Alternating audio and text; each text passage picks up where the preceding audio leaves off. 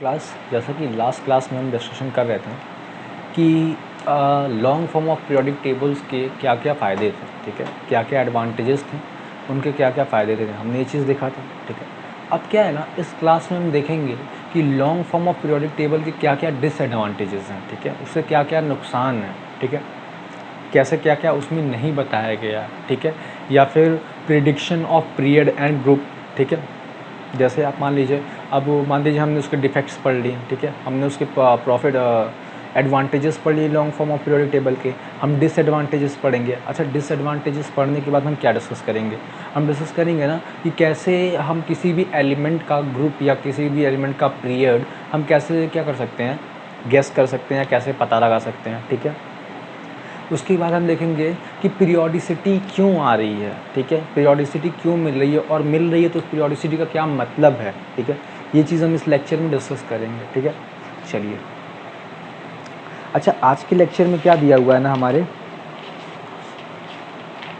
जरा देखिए यहाँ पे, oh shit, sorry, defects of long form of periodic table, ठीक है। अब long form of periodic table के क्या डिफेक्ट्स थे? देखिए भैया, यहाँ पे ना दो चीज़ें डिफेक्ट्स थी केवल, ठीक है। Long form of periodic table में केवल दो डिफेक्ट्स थी। पहली डिफेक्ट क्या थी कि जो हाइड्रोजन एटम है, ठीक है, जो हाइड्रोजन एलिमेंट है, ठीक है, उसका पोजीशन फिक्स नहीं था, ठीक है।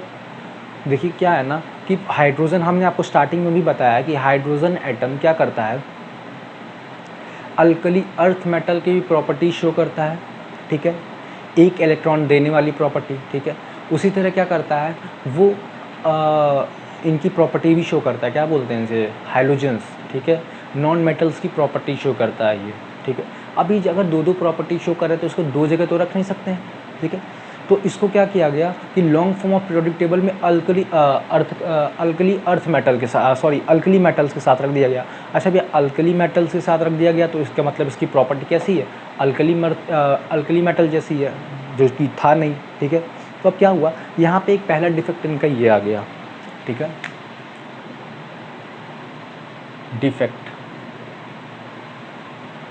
डिफेक्ट्स और demerits of long form of periodic table, ठीक है। चलिए, क्या दिक्कत आ रहा था, देखिए long form of periodic table में से क्या दिक्कत हो गया था। अच्छा भैया, ये हमारा पहला डिफेक्ट क्या है, the position of hydrogen atom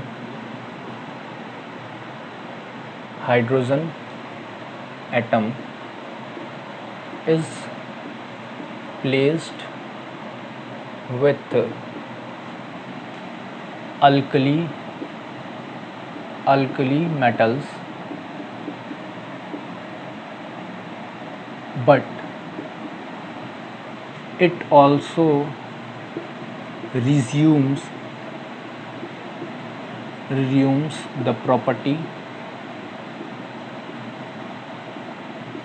the properties of non-metals, that is halogens,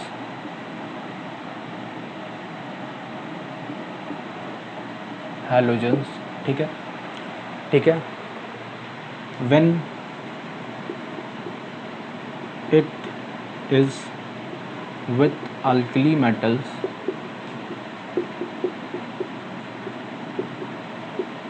it's mean that it shows the property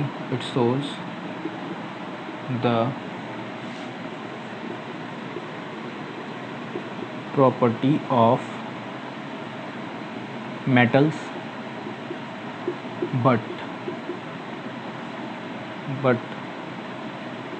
but क्या भैया, तो अब shows the property of metal, ठीक है। अब क्या हो रहा था भैया, देखिए उसको पोजीशन दिया अल्कली अर्थ मेटल के साथ, लेकिन वो नॉन पेटल की प्रॉपर्टी शो कर रहा था। अच्छा भैया, दो दो प्रॉपर्टी शो कर रहा था, उसको दो दो जगह होना चाहिए था, लेकिन हम ऐसा दो जगह तो रख नहीं सकते हैं, ठीक है।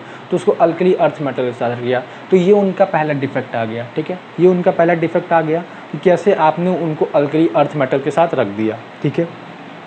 अच्छा, दूसरा डिफेक्ट क्या था इनका? दूसरा डिफेक्ट भी इम्पॉर्टेंट था, लेकिन क्या था, माइनर था। अब क्या बोला साइंटिस्ट ने? बोला कि भैया सारे एलिमेंट्स को आपने SPDF में बांट दिया, चलिए ये आपने सही किया, लेकिन जो आपने F ब्लॉक के एलिमेंट्स को, लैक्टेनाइट और एक्टेनाइट्स को अलग रखा है, पूरे सारे एलिमेंट से अलग रखा है, तो क्या है, ये उनके साथ नाइंसाफ़ी है, ठीक है। अगर उनको भी आप इस टेबल में कहीं एडजस्ट कर पाते हैं तो हमारे लिए पढ़ने में आसान हो जाता, ठीक है, हमारे लिए पढ़ने में आसान हो जाता, ठीक है। तो क्या हुआ कि दूसरा डिफेक्ट इनका क्या निकल के आया कि the position of lanthanides and actinides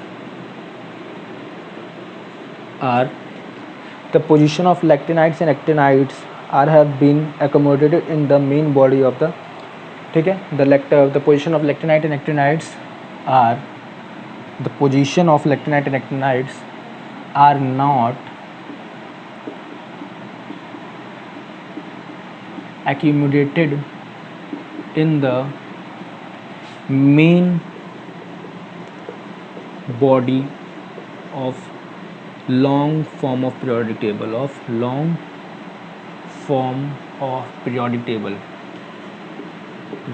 table, ठीक है।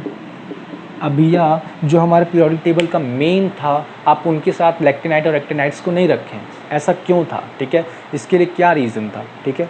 तो इस चीज़ को उन्होंने एक्सप्लेन नहीं कर पाया, ठीक है। अच्छा चलिए, आप ये दो हमारे पास डिफेक्ट्स हैं, ठीक है। अब इनके बाद ना हम देखेंगे कि किस तरह से पीरियोडिक टेबल में प्रिडिक्ट कर सकते हैं कि किसी भी एलिमेंट का ग्रुप क्या होगा या किसी भी एलिमेंट का पीरियड क्या होगा, ठीक है। चलिए ज़रा पहले इसको नोट कर लीजिए।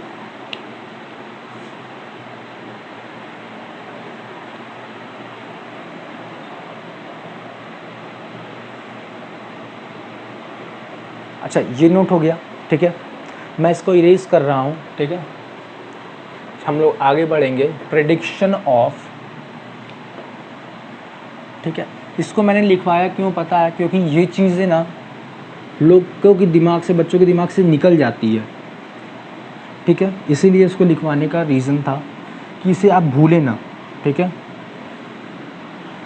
क्योंकि अगर आप मॉडर्न पीरियोडिक टेबल देखेंगे और long form of periodic table देखेंगे ना, तो लगभग सेम ही है दोनों, ठीक है, लगभग सेम ही है, ठीक है।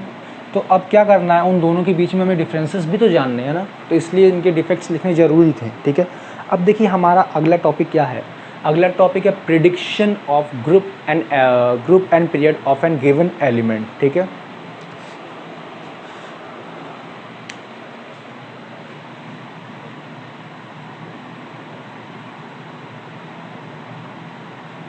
Prediction of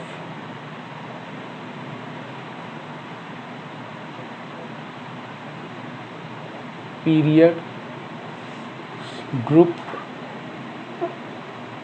and block of an element, ठीक है भैया।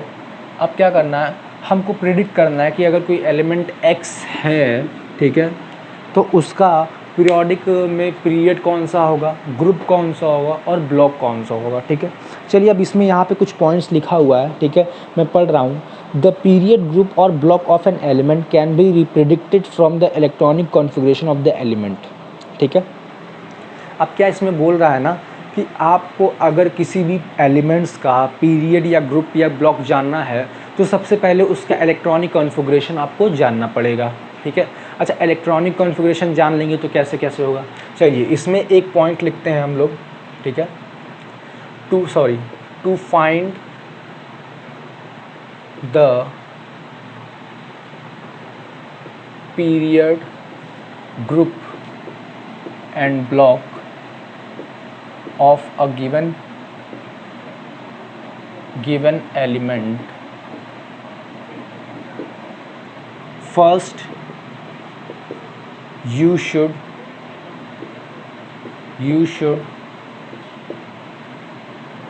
find their electronic configuration,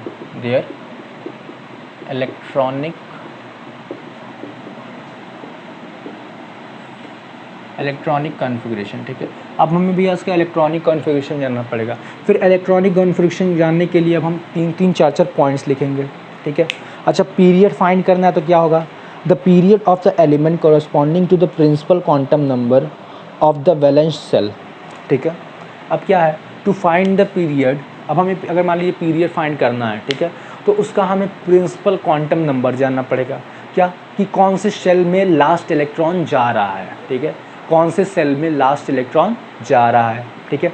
we have to find in which the last electron is, in which shell the last electron is going, ठीक है। हमें क्या करना है, प्रिंसिपल क्वांटम नंबर फाइंड करना पड़ेगा उसका, ठीक है। तो चलिए मैं लिख देता हूँ, ठीक है। अब अगला पॉइंट क्या है, ये पॉइंट मैं लिखवाता हूँ अभी। Block of the element corresponding to the subshell which receive the last electron. अब देखिए क्या है, हमने शेल जान लिया कि कौन से शेल में जा रहा है, ठीक है, तो हमको क्या पता चल जाएगा, पीरियड पता चल जाएगा। अब देखेंगे कि उस शेल में कौन से सबशेल में जा रहा है, एस वाले सबशेल में जा रहा है, कि पी वाले सबशेल में जा रहा है, कि डी वाले सबशेल में जा रहा है, कि एफ सबशेल में जा रहा है, ठीक है। कौन से सबशेल में जा रहा है, जिस भी सबशेल में जाएगा उसका ब्लॉक हो जाएगा, ठीक है, वो उसका क्या होगा, ब्लॉक हो जाएगा। चलिए, group is predicted from the number of electron in the outer most shell और परमुलेशन last but one that is shell can be follows. अब क्या हो सकता है, ग्रुप फाइंड करना, तो क्या करेंगे कि देखेंगे कितने इलेक्ट्रॉन उस लास्ट सेल में जा रहे हैं, ठीक है। लास्ट सेल जो हो रहा है जिसमें प्रिंसिपल क्वांटम नंबर है, उस वाले शेल में कितने इलेक्ट्रॉन्स जा रहे हैं, ठीक है, वो हमको क्या बताएगा, ग्रुप बताएगा कि कौन से ग्रुप में है, ठीक है। चलिए आगे देखते हैं। For S block element, group is equal to the number of valence electron in S electron, ठीक है, S subshell. For P block element, group is equal to 10 plus number of valence electron in N S P. अब क्या होगा, चलिए मैं ये चीज़ें लिख देता हूँ ताकि आपको ना ये चीज़ें क्वेश्चंस आएंगे ये, ठीक है। चलिए जरा मैं लिख देता हूँ कैसे फाइंड करना है, ठीक है। पीरियड्स के लिए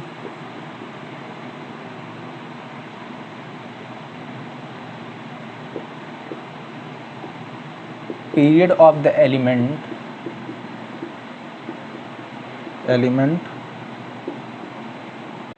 corresponds to the principal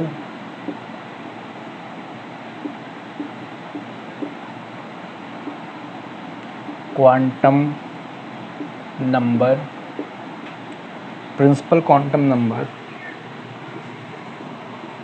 of the valence shell, ठीक है, जो हमने आपसे बोला। दूसरा पॉइंट क्या है भैया, ये पहला पॉइंट, ये दूसरा point, block of the element corresponding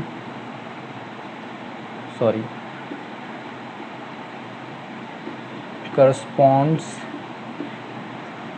to the subshell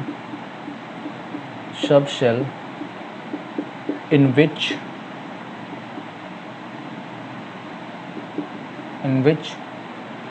the last electron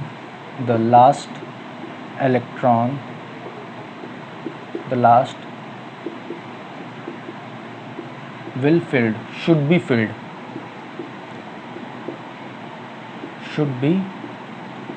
filled, ठीक है। तीसरा पॉइंट क्या है, group is predicted from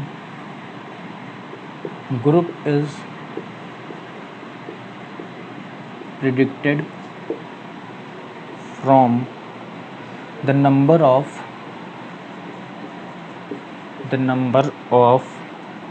electrons in the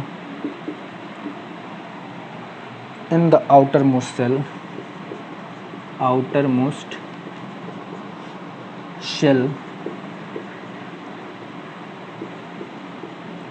shell और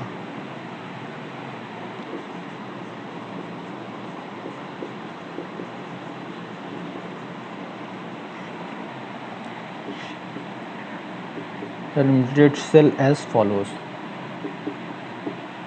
ठीक है। अच्छा क्या भैया देखिए, पीरियड जानने के लिए क्या करना पड़ेगा, उसका प्रिंसिपल क्वांटम नंबर जानना पड़ेगा। अच्छा प्रिंसिपल क्वांटम नंबर जान जाएंगे तो क्या हो जाएगा, बैलेंस सेल हमें पता चल जाएगा। अच्छा बैलेंस सेल पता चल जाएगा तो हमें पता चल जाएगा भैया कि कौन से पीरियड का है वो। ठीक है चलिए, अगर ब्लॉक जानना है तो हम देखेंगे कि कौन से सबसेल में लास्ट इलेक्ट्रॉन क्या हो रहा है, जा रहा है। ठीक है, जिस भी सबसेल में लास्ट इलेक्ट्रॉन जाएगा वो क्या हो जाएगा, उसका ब्लॉक हो जाएगा। अच्छा ग्रुप जानने के लिए क्या करेंगे, या तो हम number of electron in outermost cell देख लेंगे। ठीक है, या फिर क्या करेंगे, 3 पॉइंट्स हैं। ठीक है, अगर एस वाले ग्रुप के किसी में, अगर एस वाले किसी में ग्रुप में है तो क्या होगा, पी वाले के किसी ग्रुप में, पी ब्लॉक के किसी ग्रुप में है तो क्या होगा, या डी ब्लॉक के किसी ग्रुप में है तो क्या होगा, या एफ ब्लॉक के किसी ग्रुप में है तो कैसे पता लगाएंगे। चलिए ठीक, फिलहाल इसको नोट करिए तो फिर मैं आगे बढ़ूँ। इसको नोट कर लीजिए।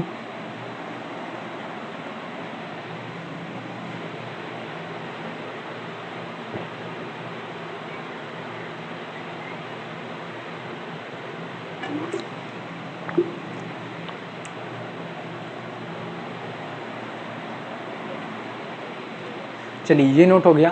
ठीक है चलिए आगे बढ़ रहे हैं थोड़ा हम लोग।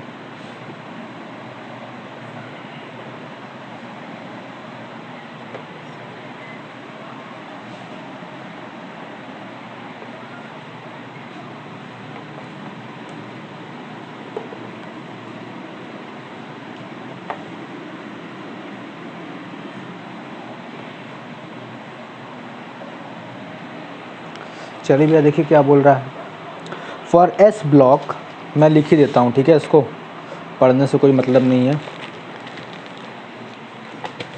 देखिए क्या बोल रहा है, फॉर एस ब्लॉक, ठीक है, elements, for S block elements group number is equal to number of valence electrons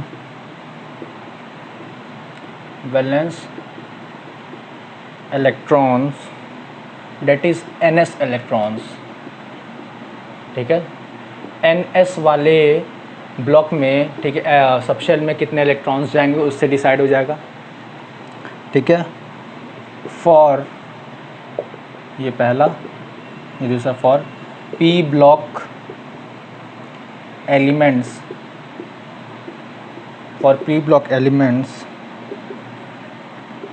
group number is equal to 10 plus number of valence electron that is ns and np। ठीक है, last देख लीजिए, for D block elements group number is equal to number of electron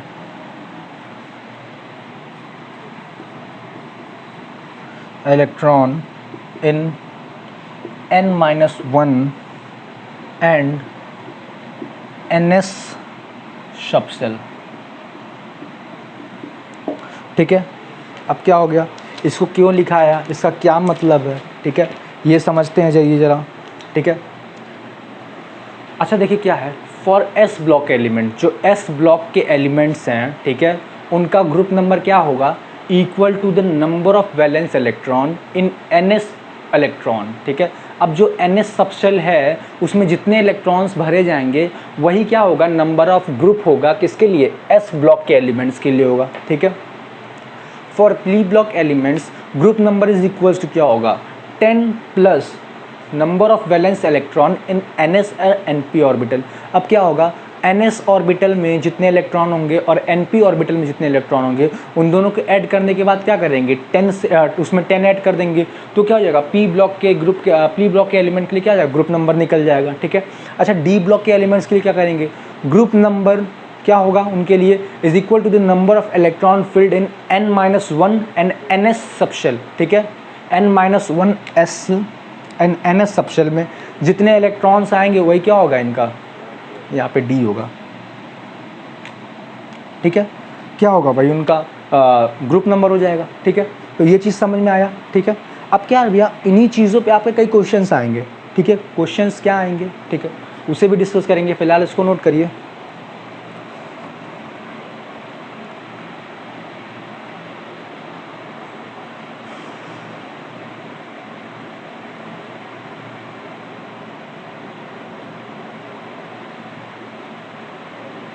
चलिए ये note हो गया आपका। चलिए ज़रा ध्यान देते हैं क्वेश्चंस पे। ठीक है,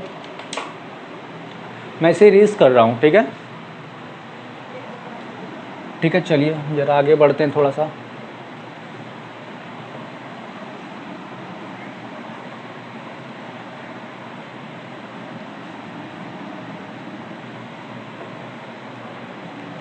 देखिए क्या है क्वेश्चन, क्या है आपसे पूछेगा what with the IUPAC name of the symbol of the element with atomic number. अच्छा ये तो आप कर लेंगे। ठीक है, अब हमें क्या पूछेगा हमसे question predict the position of the element in the periodic table satisfying the electronic configuration NS minus electronic configuration क्या N-1D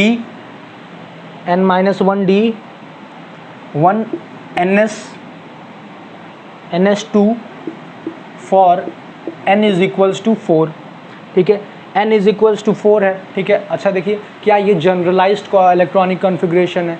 ये जनरलाइज्ड इलेक्ट्रॉनिक कॉन्फ़िगरेशन किसका है आपको पता लगाना पड़ेगा। N इज इक्वल्स टू 4 रख लीजिए। चलिए भैया N इज इक्वल्स टू 4 रखें, N-1 कितना होगा 3D1 और क्या हो गया 4S2 भैया 4S2 हो गया। ठीक है, ये हमको इलेक्ट्रॉनिक कॉन्फ़िगरेशन मिल गया क्या लास्ट का। अच्छा भैया लास्ट का इलेक्ट्रॉनिक कॉन्फ़िगरेशन मिल गया, इससे क्या मतलब हुआ the element belong to D block. अच्छा देखिए लास्ट इलेक्ट्रॉन किस में जा रहा है डी ब्लॉक में जा रहा है, क्योंकि एस ब्लॉक पहले भरा जाएगा फिर डी ब्लॉक भरा जाता है। ठीक है, तो पहला लास्ट इलेक्ट्रॉन किस में जा रहा है डी वाले में जा रहा है। अच्छा डी वाले में जा रहा है तो किस हो गया डी ब्लॉक का हो गया, इट इज़ बिलोंग टू क्या डी ब्लॉक। ठीक है, डी ब्लॉक हो गया। आगे देखिए ग्रुप नंबर इसको number of electron in N-1D subshell and number of electron in N subshell. ठीक है, तब देखिए क्या हो रहा है नंबर सब ग्रुप कैसे फाइंड करेंगे। देखिए भैया क्या हो रहा है कि देखिए डी सेल में जो इलेक्ट्रॉन आ रहा है वो प्लस एस वाले सबशेल में कितना इलेक्ट्रॉन जा रहा है वो दोनों को ऐड कर दें कितना आ जाएगा थर्ड ग्रुप। ठीक है, थर्ड ग्रुप में जा रहा है। ठीक है भैया डी ब्लॉक का है थर्ड ग्रुप में है। ठीक है, सब कुछ पता चल गया इसका भैया, और कुछ पता लगाना है N इज इक्वल्स टू 4 है। देखिए क्या है यहाँ पे N इज इक्वल्स टू 4 दिया है, यानी इसका पीरियड क्या हो जाएगा भैया 4 हो जाएगा। समझ गए, कोई दिक्कत नहीं। ऐसे ही क्वेश्चंस आपसे पूछ लेंगे, बोल देगा कि भैया ये इसका जनरलाइज इलेक्ट्रॉनिक कॉन्फ़िगरेशन है N इज इक्वल्स टू 4 है तो इसका पीरियड क्या होगा भैया N इज इक्वल्स टू 4 है तो इसका पीरियड क्या हो जाएगा फोर्थ पीरियड। ठीक है, लास्ट इलेक्ट्रॉन किस में जा रहा है डी वाले में जा रहा है तो डी ब्लॉक का हो गया। ठीक है, अब देखिए इसका ग्रुप फाइंड करना क्या करेंगे भैया डी ब्लॉक का एलिमेंट है तो जो N-1D और NS2 में कितना भी इलेक्ट्रॉन्स आ रहा है दोनों को ऐड कर देंगे भैया आ गया हमारा। ठीक है, तो ऐसे ही क्वेश्चन हमसे पूछेंगे। ठीक है, अच्छा अब हम इसके आगे डिस्कशन करेंगे ना कि कॉज ऑफ पीरियोडिसिटी आखिर कैसे आया। ठीक है, पीरियोडिसिटी आया तो कैसे आया। ठीक है, उसके बारे में हम डिस्कस करेंगे। ठीक है, पीरियोडिसिटी किस किस चीज़ में डिस्कस करेंगे। ठीक है, कैसे कैसे उसको स्टडी करते हैं वो चीज़ डिस्कस करेंगे। ठीक है, मिलते हैं नेक्स्ट क्लास में।